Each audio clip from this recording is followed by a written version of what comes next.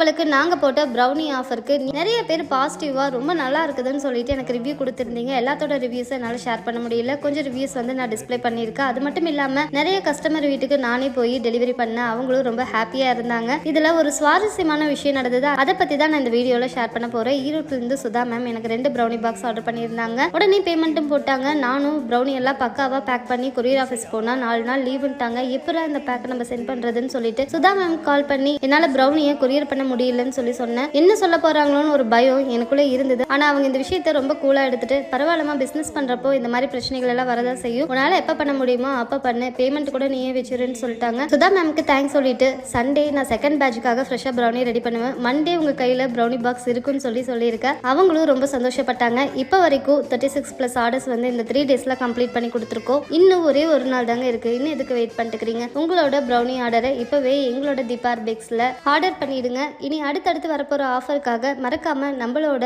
பேஜை ஃபாலோ பண்ணிக்கோங்க.